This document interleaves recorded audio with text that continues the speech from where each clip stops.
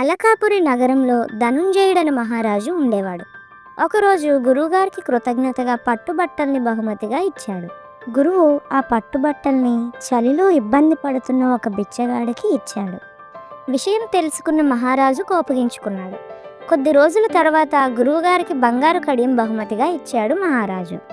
ఆ కడియాన్ని కూతురు పెళ్లి చేయడానికి కష్టపడుతున్న ఒక రాజు ఉద్యోగికి బహుకరించాడు.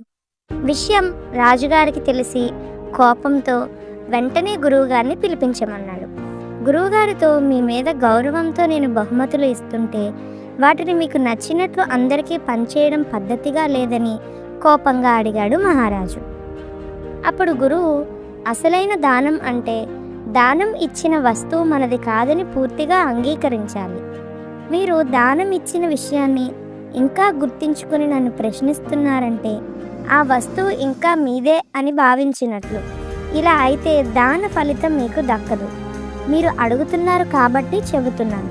ఆ వస్తువు అవసరం నాకంటే వారికే ఎక్కువ అనిపించింది, అందుకే వారికి ఇచ్చేశాను, అంతే తప్ప మీపై గౌరవం లేక కాదని చెప్పాడు గురువు.